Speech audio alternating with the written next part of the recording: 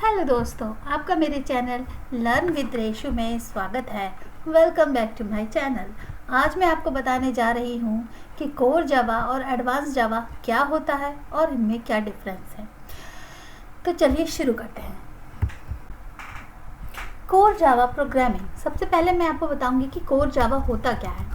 देखिए, जब आप कभी भी जावा प्रोग्रामिंग सीखते हैं तो हमें कोई भी प्रोग्रामिंग, जावा ही नहीं, कोई भी प्रोग्रामिंग लैंग्वेज जब हमें सीखनी होती है तो हम उसकी बेसिक्स को पहले जानने की कोशिश करते हैं कि कैसे वो, क्या सिंटैक्सेस होते हैं, क्या टर्मिनोलॉजी होती है, कैसे उसकी मतलब किसी भी प्रोग्रामिंग लैंग्वेज में कैसे क्लासेस बनाई जाती हैं, कैसे ऑब्जेक्ट्स बनाए जाते हैं।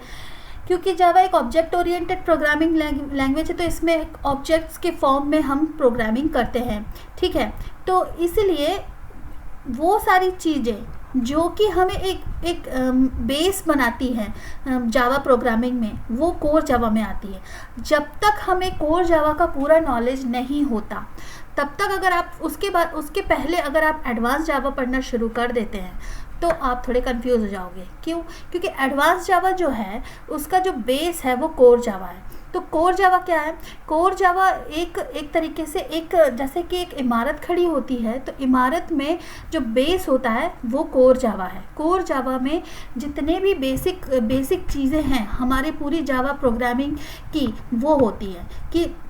क्योंकि देखिए, जैसे आप एडवांस जावा में for example servlets, JSPs, JDBCs, इन टेक्नोलॉजीज़ का यूज़ करते हो। इन टेक्नोलॉजीज़ का यूज़ करने के लिए आपको क्लासेस की ज़रूरत पड़ेगी, ऑब्जेक्ट्स की ज़रूरत पड़ेगी, मेथड्स की ज़रूरत पड़ेगी।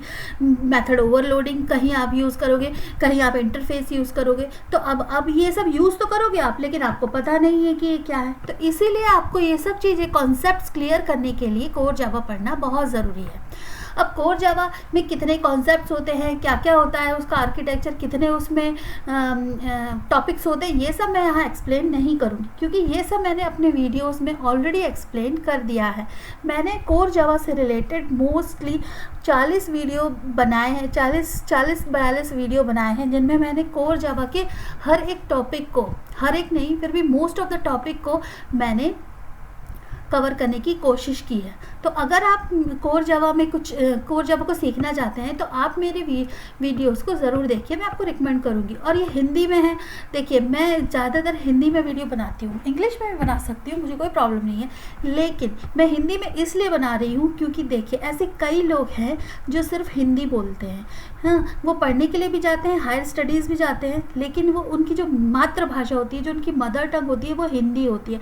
और हिंदी में अगर वो कोई चीज़ सुनते हैं या पढ़ते हैं तो उन्हें अच्छे से समझ में आता है।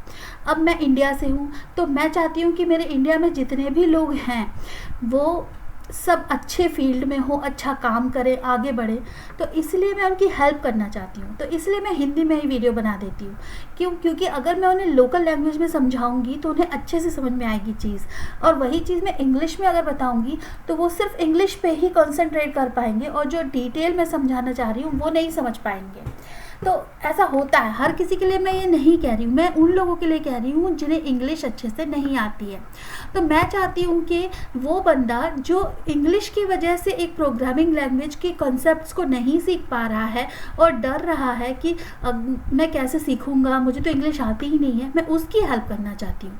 इसलिए मैंने अपने चैनल पे हिंदी में प्रोग्रामिंग लैंग्वेजेस के वीडियो बनाने शुरू किए हैं। मैं जानती हूँ कि ऐसे कई प्रोग्रामर्स हैं, कई क्रिएटर्स हैं जो हिंदी में वीडियोस बनाते हैं, तो फिर मेरा उसमें क्या स्पेशलिटी है? देखिए, मैं किसी से कॉम्पीट तो यहाँ कर नहीं रही हूँ, लेकिन यह है कि मैं भी अपना एक सहयोग देना चाहती हूँ उन सभी क्रिएटर्स को कि वो भी तो सिखा रहे हैं, लेकिन मैं भी अपना पार्ट जो मुझे आता है, जो मैं समझ सकती हूँ कि मैं अपने तरफ से अपना कुछ पार्ट दे सकती हूँ अपने देश के लिए, अपने इंडिया के लिए, या उन लोगों के लिए जो इंडिया में जो हिंदी बोलते हैं, तो मैं क्यों ना दूँ। और ऐसा तो है नहीं कि मुझे कुछ एक्स्ट्रा ना आता हो। हर इंसान को कुछ ना कुछ एक्स्ट्रा तो आता ही है जो कि दूसरों से अलग होता है। तो मैं चाहती हूँ कि मैं अपना वो एक्स्ट्रा चीज़ भी लोगों को दे सकूँ ताकि उनकी कुछ हेल्प हो। तो इसलिए मैंने अपने चैनल को शुरू किया। वो बात अलग थी, मैं कोर जावा से लेकर कहीं और टॉपिक पे चली गई, लेकिन सॉरी। तो उसके मैं फिर से कोर जावा के टॉपिक पे आती हूँ। तो कोर जावा क्या है, देखिए कोर जावा को हम क्यों यूज़ करते हैं। सब कहते हैं कि कोर जावा सीखना चाहिए, मैं भी कह रही हूँ क्यों ज़रूरी है। देखिए सबसे पहली बात तो इसमें बेसिक्स होता है, ये एक पूरी जावा इमारत की बेस है, ठीक है। जो भी हम पूरी बिल्डिंग बनाएंगे जावा की, उसमें से जो बेस है वो कोर जावा है। इस दूसरी बात, हम कोर जावा सीखने से हमें सिंटैक्सेस का पता चलता है कि जावा में कैसे सिंटैक्स यूज़ किए जाते हैं, कैसे क्लासेस यूज़ की जाती है, कैसे हम क्लासेस को एक दूसरे से कंबाइंड करते हैं, कैसे कॉल करते हैं मेथड्स को। ये सारी चीज़ें जो बेसिक्स हैं, जो एक इंसान को, जो एक डेवलपर को पता होनी चाहिए एक प्रोग्रामिंग लैंग्वेज को सीखने के लिए, वो पता रहेगी। मतलब जावा प्रोग्रामिंग लैंग्वेज को सीखने के लिए अगर आप जावा में कोर जावा को सीख जाओगे, तो आप अगर जावा से स्टार्ट करोगे तो आप C# हुआ और कई और लैंग्वेजेस हैं जैसे कि जावास्क्रिप्ट और कई फ्रेमवर्क्स हैं, सभी आप आसानी से समझ सकोगे। क्यों? क्योंकि भलाई उन सारी लैंग्वेजेस के जो सिंटैक्स हैं वो डिफरेंट है, लेकिन कॉन्सेप्ट सब में लगभग सेम ही होते हैं। तो इसीलिए मैं आपसे ये कहना चाहूँगी कि अगर आप शुरुआत भी करना चाहते हैं किसी प्रोग्रामिंग लैंग्वेज को सीखने की, तो आप कोर जावा से शुरुआत कीजिए। जावा एक ईज़िली आपको समझ में आ जाएगी, इतनी डिफ़िकल्ट लैंग्वेज नहीं है, ठीक है। अब कोर जावा को कहाँ यूज़ होता है, देखिए कोर जावा का यूज़ भी कई एप्लीकेशंस बनाने में होता है, जैसे कि जो डेस्कटॉप स्टैंड अलोन एप्लीकेशंस, जैसे कि फॉर एग्जांपल आपका कैलकुलेटर हुआ या छोटा सा कोई ऐप हुआ जो कि सिर्फ आपके एक ही डेस्कटॉप पे, आपके लैपटॉप पे आपको चलाना है। तो उस टाइप के ऐप्स या छोटे मोटे गेम्स, इस टाइप की एप्लीकेशन जो कि सिर्फ एक ही डिवाइस पे चलती है, वो वैसी एप्लीकेशंस बनाने के लिए हम कोर जावा का यूज़ कर सकते हैं। देखिए कोर जावा में हम स्टैंड अलोन क्यों कह रहे हैं, क्योंकि ये जो है जब एक ही यूज़र को उस एप्लीकेशन को यूज़ करना होता है तो उस वैसी एप्लीकेशन को स्टैंड अलोन कहते हैं जो एक ही डिवाइस पे चलती है। जैसे कैलकुलेटर की एप्लीकेशन है, कैलकुलेटर की एप्लीकेशन को चलाने के लिए आपको 2-4 डिवाइसेस की ज़रूरत नहीं पड़ेगी। आप अपने लैपटॉप में कैलकुलेटर का जो सॉफ्टवेयर है वो इंस्टॉल करके कैलकुलेटर की एप्लीकेशन चला सकते हो। तो इस तरीके से ये स्टैंड अलोन, इस टाइप की स्टैंड अलोन छोटी एप्लीकेशंस को बनाने के लिए कोर जावा का यूज़ होता है। इसी तरह से जावा का यूज़ हम कंसोल एप्लीकेशंस को बनाने के लिए भी यूज़ किए जाते हैं। ऐसे एप्लीकेशन जिसमें हम कमांड लाइन से में प्रोग्राम को रन करके हम कंपाइल करके प्रोग्राम को रन कर सकें। तो इस तरीके से console application, stand alone applications के लिए हम कोर जावा का यूज़ करते हैं। और क्यों यूज़ करते हैं? क्योंकि हमें जावा की बेसिक्स को सीखना है, इसलिए कोर जावा प्रोग्रामिंग हमें सीखनी बहुत ही ज़रूरी है, ठीक है। तो अब आपको समझ में आया होगा कि कोर जावा हमें क्यों सीखना चाहिए। अब मैं आती हूँ एडवांस जावा पे। अब बात आती है एडवांस जावा की कि एडवांस जावा होता क्या है। देखिए एडवांस जावा जो है, कोर जावा के बाद हम दूसरा नेक्स्ट स्टेप पढ़ते हैं एडवांस जावा। अब एडवांस जावा किस एडिशन में आता है? जावा एंटरप्राइज एडिशन में। एडवांस जावा में कुछ टॉपिक्स होते हैं जैसे कि JDBC, जावा सर्वलेट्स और JSP। एडवांस जावा इन 3 टॉपिक से मिलकर बना होता है, ठीक है। तो एडवांस जावा में क्या होता है कि क्यों यूज़ किया जाता है एडवांस जावा, अब ये क्वेश्चन आता है।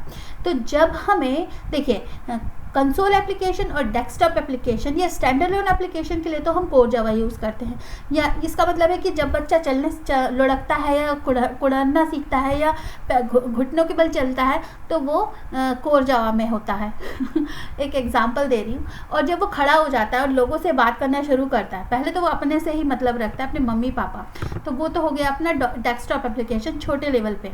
लेकिन जब वो बड़ा होता है और लोगों से बात करता है, एक साथ कई लोगों से मिलता है, तो वो क्या हो गया? एडवांस लेवल, वो थोड़ा बड़ा हो गया। तो इसी तरीके से जब जावा में कोई बच्चा बड़ा होता है तो उसे वो एक नई चीज़ों के बारे में उसको पता चलता है और वो हो गया थोड़ा एडवांस लेवल। अब एडवांस लेवल में क्या होता है कि जैसे कि वेब एप्लीकेशन, अब एडवांस जावा का क्यों यूज़ किया जाता है? वेब एप्लीकेशन में यूज़ किया जाता है। देखिए जब हमें कई सारे यूज़र्स को ऐसा एप्लीकेशन बनाना है जिसमें कई सारे यूज़र्स उसे यूज़ कर सकें। देखिए स्टैंडर्ड एप्लीकेशन तो ऐसा है कि एक ही यूज़र अपने लैपटॉप में यूज़ कर सकता है, लेकिन अगर हमें ऐसा एप्लीकेशन बनाना है जो एक साथ कई सारे यूज़र यूज़ कर सकें, तो वो एप्लीकेशन कहाँ होगी? वेबसाइट्स पे होगी, मतलब वर्ल्ड वाइड वेब पे होगी, www इंटरनेट पे होगी। तो ऐसी एप्लीकेशन जो कि इंटरनेट पे हम चला सकते हैं, जिसे हम वेबसाइट बना सकते हैं या वेब एप्लीकेशन बना सकते हैं, उनको कहते हैं वेब एप्लीकेशन। मतलब जो हम फॉर एग्जांपल वेब एप्लीकेशन का एग्जांपल है जैसे google.com, gmail.com और facebook.com या youtube.com, ये सारी वेब एप्लीकेशंस हैं। तो ऐसी एप्लीकेशन जिन्हें एक साथ कई सारे यूज़र्स यूज़ कर सकते हैं, उन्हें कहते हैं वेब एप्लीकेशन। अब वेब एप्लीकेशन बनाने के लिए कुछ आर्किटेक्चर फॉलो करना होता है, क्योंकि देखो डेस्कटॉप एप्लीकेशन में भी हम GUI ऑपरेशन परफॉर्म कर सकते हैं, लेकिन क्योंकि उसकी लिमिटेशन ये है कि वो सिर्फ एक यूज़र के लिए ही यूज़ किया जा सकता है। लेकिन एडवांस जावा में जब हम वेब एप्लीकेशन का यूज़ करते हैं, तो वेब एप्लीकेशन का ये है एडवांटेज कि वो एक साथ कई जगह पर अवेलेबल हो सकती है। ठीक है, तो एडवांस जावा में हमें जब वेब एप्लीकेशन बनाना होता है तो हमें 3 चीज़ों की ज़रूरत होती है। एक नंबर 1 क्या होता है? डेटाबेस। ये होता है डेटाबेस। डेटाबेस जो होता है वो कई प्रकार के हो सकते हैं, जैसे कि यहाँ पर मैंने 3 डेटाबेस दिखाया है, साइबेस, MySQL और ओरेकल। तो ये 3 तरीके के डेटाबेस हैं। ठीक है, अब दूसरा जिसका काम हम इन डेटाबेस को हैंडल कैसे करते हैं जावा में, JDBC के थ्रू। तो एडवांस जावा की एक टेक्नोलॉजी JDBC डेटाबेस से जावा एप्लीकेशन को कम्युनिकेशन कराने में हेल्पफुल होती है। दूसरे होते हैं जावा सर्वलेट्स। अब जावा सर्वलेट्स का क्या काम है? और JSP। तो देखिए, जब हम गूगल में फॉर एग्जांपल google.com खोलते हैं, तो हमारे पास एक वेबसाइट, एक पेज खुलकर आता है। वो पेज जो यूज़र को दिख रहा होता है, वो पेज उसी तरीके से अगर हम facebook.com खोलते हैं, तो हमें एक फेसबुक का वो क्या कह सकते हैं उसे, वेलकम पेज खुलकर आता है। तो वो जो पेज है, जो पहला पेज है जो दिखता है सामने, यूज़र को दिखता है, उसे कहते हैं व्यू होता है। अब व्यूज़ बनाने के लिए किसी भी वेब एप्लीकेशन में कई सारे पेजेस हो सकते हैं, क्योंकि उनमें कई मेन्यू हो सकते हैं, कुछ ऑप्शंस हो सकते हैं जिन्हें हम चूज़ कर सकते हैं। जैसे फॉर एग्जांपल आप एक होटल मैनेजमेंट की वेबसाइट पर जाएंगे, उस पर कुछ ऑप्शंस होंगे, एक वेलकम पेज होगा, उसके बाद उसमें कुछ होटल, कितने टाइप के होटल्स हैं, कितने टाइप के रूम हैं, कितने क्या क्या फैसिलिटी अवेलेबल है, कॉन्टैक्ट अस हैं और अबाउट अस हैं, इस टाइप से कई सारे पेजेस होते हैं। तो वो सारे पेजेस जो यूज़र को दिखते हैं, यूज़र जिससे इंटरेक्ट करता है सिस्टम से, उसे कहते हैं व्यू। अब व्यू किससे बनता है? JSP से। अब ये मैं नहीं कह रही हूँ कि सिर्फ व्यू JSP से ही बन सकता है, व्यू कई सारी टेक्नोलॉजी से बन सकता है, लेकिन एडवांस जावा में हम JSP का यूज़ करते हैं व्यूज़ को बनाने के लिए। तो व्यूज़ कई तरीके के हो सकते हैं। तो नहीं, व्यूज़ दो टाइप के होते हैं। एक तो होता है स्टैटिक व्यूज़ और दूसरा होता है डायनेमिक व्यूज़। अब स्टैटिक व्यूज़ और डायनेमिक व्यूज़ में क्या अंतर है? देखिए, जब फॉर एग्जांपल आपने कोई ब्लॉग वेबसाइट को खोला, जैसे कि blogger.com या फिर कोई भी ब्लॉग ले लिया आपने, कोई ब्लॉग पेज खोला, तो उसमें क्या है, जो हमारे ब्लॉग्स बनाते हैं लोग, वो क्या करते हैं कि कुछ, जैसे फॉर एग्जांपल उन्हें ये एक्सप्लेन करना है कि एडवांस जावा क्या है, तो वो उस ब्लॉग में एडवांस जावा का डिटेल लिख देंगे, मतलब टाइप कर देंगे या पेस्ट कर देंगे, जो भी करेंगे, जैसे भी वो पेज बनाएंगे। तो वो जो डिटेल है वो आज और आज के 4 दिन बाद और आज से 1 साल बाद जब भी आप उसे खोलोगे तो वो एक जैसे ही दिखेंगे। इसका मतलब क्या है कि ऐसे व्यूज़, जो ऐसे पेजेस जो अपने कंटेंट को टाइम टू टाइम चेंज नहीं करते या यूज़र के रिक्वायरमेंट के हिसाब से चेंज नहीं करते, उन व्यूज़ को स्टैटिक व्यूज़ कहते हैं। हर वेबसाइट में कुछ ना कुछ स्टैटिक व्यूज़ ज़रूर होते हैं। जैसे फॉर एग्जांपल आप किसी वेबसाइट पर जाएंगे और उसमें अबाउट अस का पेज है, तो वो यूज़र जब लॉगिन करता है तो उसके हिसाब से अबाउट अस का पेज चेंज नहीं होता, तो इसीलिए वो व्यू क्या हो गया, स्टैटिक व्यू हो गया। वो वैसे का वैसे ही हमेशा हर यूज़र को दिखेगा। तो इसी तरीके से व्यूज़ 2 प्रकार के होते हैं, एक स्टैटिक व्यू, अब दूसरा होता है डायनेमिक व्यू। डायनेमिक व्यू क्या होता है कि ऐसा व्यू जो यूज़र के इनपुट के हिसाब से चेंज होता है उसकी वैल्यूज़। तो फॉर एग्जांपल आप ले लो जैसे कि YouTube का ही एग्जांपल ले लो। अब YouTube में जब आप लॉगिन करते हो तो आपके पास एक व्यू आता है जो कि जिसमें आपके हिसाब की जो आपने वीडियोस लाइक की हैं, जो आपने वीडियोस अपलोड की हैं, जो आपने वीडियोस पिछले टाइम पे देखी हैं वो आपकी हिस्ट्री में आएगी, और जो आपने वीडियोस देखी है और उससे रिलेटेड वीडियोस आपके रिकमेंडेशन में आएंगी। तो ये सारा क्या हो रहा है, ये डायनेमिकली चेंज हो रहा है व्यू। तो ये जो है कि आपके अकॉर्डिंग, आपके डेटा के अकॉर्डिंग आपका जो प्रोफाइल है वो चेंज हो रहा है। ये जो है वो डायनेमिक व्यू के अंतर्गत आती है, डायनेमिक पेजेस के अंतर्गत आती है। तो इसी तरीके से जो सिंपल स्टैटिक पेज बनाने के लिए हम HTML का यूज़ करते हैं, CSS यूज़ करते हैं, लेकिन अगर हमें पेज को डायनेमिक बनाना है, उसमें कुछ कोड भी इन्वॉल्व करना है, तो हम इस टाइप के पेजेस को JSP से बनाते हैं। तो एडवांस जावा प्रोग्रामिंग में जो भी पेजेस बनते हैं वो मतलब एडवांस जावा प्रोग्रामिंग में जब हम सर्वलेट्स और JSP का यूज़ करते हैं तो हम ऐसी वेबसाइट बना सकते हैं जो यूज़र के इनपुट के अकॉर्डिंग हम उस डेटा को प्रोसेस करके व्यूज़ को और लॉजिक को चेंज कर सकें, ताकि फॉर एग्जांपल मैंने आपको YouTube का एग्जांपल दिया, तो डायनेमिकली हमारा डेटा चेंज हो। जब हमें किसी व्यू पे डायनेमिकली डाटा चेंज करना होता है तो हम JSP का यूज़ करते हैं, और एडवांस जावा में JSP आता है। ठीक है, अब सर्वलेट क्या हुआ? देखिए, मैंने आपको बताया कि जब डेटाबेस से एप्लीकेशन को कनेक्ट करना है तो आप JDBC का यूज़ करोगे।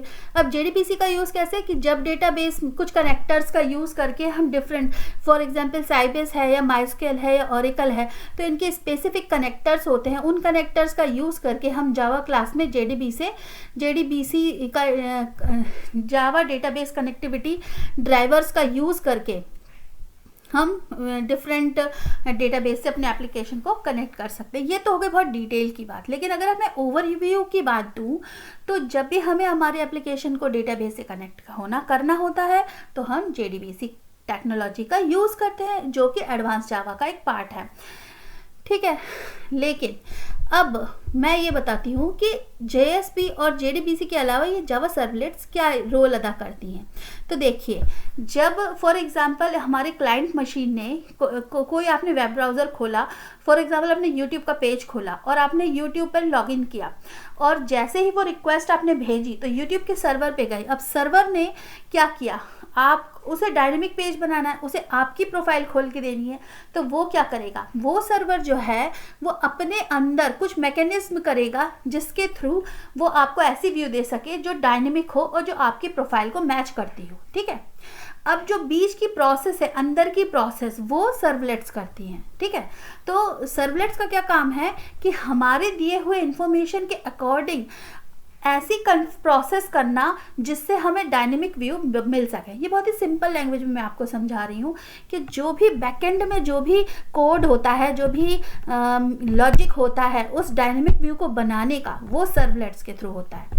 तो इस सर्वलेट्स क्या हैं और इसकी क्या लाइफ साइकिल है, ये सारे टॉपिक्स यहाँ तक सर्वलेट लाइफ साइकिल तक के टॉपिक्स मैंने आपको अपने YouTube चैनल पे समझाए हैं।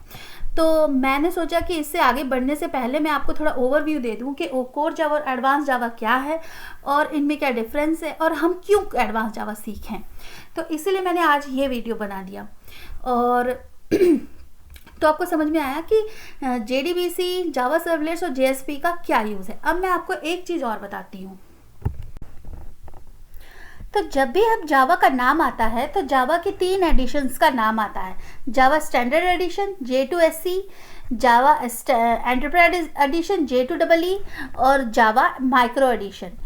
तो जावा एंटरप्राइज एडिशन, जावा स्टैंडर्ड एडिशन और जावा माइक्रो एडिशन क्या है ये मैं बताती हूँ। देखिए, जावा का जो कोर जावा होता है उसकी जो भी लाइब्रेरीज और जो भी फाइल्स हमें ज़रूरत होती है वो जावा स्टैंडर्ड एडिशन में होती है। ठीक है। तो जब हम जावा कोर जावा के प्रोजेक्ट्स बनाते हैं तो उसके लिए जो हमें हेल्पिंग लाइब्रेरीज की ज़रूरत होती है, जो भी हमें पैकेजेस की ज़रूरत होती है, वो जावा स्टैंडर्ड एडिशन से हमें मिल जाती है।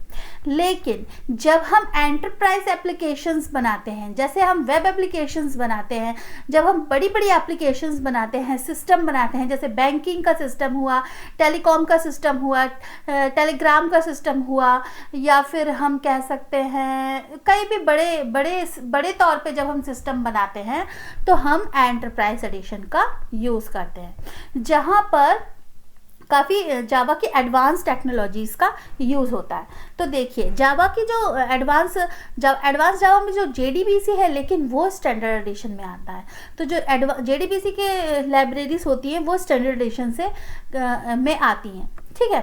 अब माइक्रो एडिशन क्या होता है? माइक्रो एडिशन का यूज़ कब किया जाता है? जैसे कि हमें एम्बेडेड एप्लीकेशंस हुआ, या फिर हमें मोबाइल एप्लीकेशंस को बनाने के लिए जो जावा की लाइब्रेरीज का यूज़ किया जाता है, जैसे कि वायरलेस एप्लीकेशंस को, स्मार्ट कार्ड। अब जैसे छोटी मोटी, जैसे टीवी में आप रिमोट कंट्रोल चला रहे हो, अब रिमोट कंट्रोल में भी प्रोग्रामिंग है, तो उस प्रोग्रामिंग को, एम्बेडेड प्रोग्रामिंग को हम यूज़ करने के लिए जावा माइक्रो एडिशन के लाइब्रेरीज का यूज़ करते हैं। जैसे आप फ़ोन हुआ, और जैसे कार हुई, कार में भी काफ़ी ऐसी डिवाइसेस लगे होते हैं जो कि वेब एप्लीकेशंस और मतलब जावा एप्लीकेशंस का यूज़ करते हैं। तो इस तरीके के एप्लीकेशंस को बनाने के लिए हम जावा माइक्रो एडिशन का यूज़ करते हैं। तो कोर जावा और एडवांस जावा में क्या डिफरेंस है, अब मैं आपको ये बताती हूँ। तो कोर जावा और एडवांस जावा की अगर हम बात करें तो कोर जावा जो है वो जावा की वो कैटेगरी है जिसमें जावा के फंडामेंटल कॉन्सेप्ट्स को, प्रोग्रामिंग कॉन्सेप्ट्स को कवर किया जाता है, ठीक है। ऐसी एप्लीकेशन डेवलप की जाती है जिसमें जावा के फंडामेंटल कॉन्सेप्ट्स का यूज़ किया जाता है। लेकिन एडवांस जावा क्या है? एडवांस जावा जो होता है एंटरप्राइज एप्लीकेशंस, वेब एप्लीकेशंस को बनाने के लिए जावा की जो लाइब्रेरीज यूज़ की जाती है वो एडवांस जावा में आती हैं। मतलब एडवांस जावा में ऐसी एप्लीकेशंस जो वेब एप्लीकेशंस या एंटरप्राइज एप्लीकेशंस को बनाने के लिए जो जावा की टेक्नोलॉजीज और लाइब्रेरीज का यूज़ किया जाता है वो एडवांस जावा में आती है, ठीक है। अब कोर जावा जो होता है उसमें जावा की स्टैंडर्ड एडिशन होता है, जैसे मैंने अभी आपको कुछ स्लाइड पहले बताया, और एडवांस जावा जो होता है वो एंटरप्राइज एडिशन में आता है। Oops concept, data types, operators, exception handling, threading, swing, collections, ये सारे टॉपिक्स जो हैं, जो मैंने आपको अपने वीडियोस में बताए भी हैं, ये सारे टॉपिक्स जो होते हैं वो कोर जावा के अंतर्गत आते हैं। इसी तरीके से डेटाबेस से connectivity, web services, servlets, JSP, EJB, ये सारे टॉपिक्स जो होते हैं वो एडवांस जावा में आते हैं। मैंने अभी अपने कुछ दिनों पहले ही अपनी जावा की एडवांस सीरीज शुरू की है, जिसमें मैंने अभी तक आपको JDBC और सर्वलेट्स के बारे में कुछ बताया, थोड़ा बहुत इन्फॉर्मेशन बताई है। तो मैंने JDBC के टॉपिक को पूरी तरीके से कवर किया है कि कैसे JDBC में हमने क्या होता है, कितने ड्राइवर्स होते हैं, कैसे ड्राइवर्स का यूज़ किया जाता है, कैसे डेटाबेस से कनेक्शन इंस्टैब्लिश किया जाता है, कैसे JDBC में हम डिफरेंट ड्राइवर्स को कनेक्ट करते हैं अपने इंटीग्रेटेड डेवलपमेंट इन्वायरमेंट, जैसे कि एक्लिप्स हुआ, उसमें कैसे हम प्रोग्रामिंग कर सकते हैं JDBC की। ये सारी चीज़ें मैंने आपको बताई हैं। इसी तरीके से मैंने सर्वलेट्स की लाइफ साइकिल और सर्वलेट्स का क्या है, सर्वलेट्स कैसे जावा में, एडवांस जावा में यूज़ होता है, ये भी बताया है। तो अगर आप चाहते हैं तो अगर आप इन वीडियोस को देखना चाहते हैं तो आप मेरी वेबसाइट पे, आप मेरे यूट्यूब चैनल पे जाके देख सकते हैं। इसी तरीके से कोर जावा जो होता है वो single tier application, single tier architecture पर बना होता है। ये सिंगल टियर आर्किटेक्चर को यूज़ करता है। इसी तरह ये स्टैंड अलोन होता है, इसलिए इसी तरीके से 2 tier architecture, client server architecture, इन सारे आर्किटेक्चर्स को यूज़ करने के लिए जब हम इस टाइप की एप्लीकेशन बनानी होती है जहाँ पर 2 टियर आर्किटेक्चर हो, या मल्टी टियर आर्किटेक्चर हो, या क्लाइंट सर्वर आर्किटेक्चर हो, वहाँ पर हम एडवांस जावा का यूज़ करते हैं, ठीक है। कोर जावा जो होता है वो जनरल एप्लीकेशन जैसे डेस्कटॉप एप्लीकेशन, कंसोल एप्लीकेशन को बनाने के लिए यूज़ किया जाता है, और एडवांस जावा जो होता है वेब एप्लीकेशन को बनाने के लिए यूज़ किया जाता है। एंटरप्राइज लेवल के एप्लीकेशंस को बनाने के लिए एडवांस जावा का यूज़ किया जाता है। एडवांस जावा और कोर जावा में अंतर आपको समझ में आया होगा, ये मैं आशा करती हूँ, और आशा करती हूँ कि आपको पता चला होगा कि क्यों हमें जावा को सीखने के लिए सबसे पहले कोर जावा से शुरुआत करनी चाहिए। ये चीज़ आपको समझ में आ गई होगी, मैं यही आशा करती हूँ, और इसी आशा के साथ आज का वीडियो मैं खत्म करती हूँ। बाय बाय, आज के लिए बस इतना ही।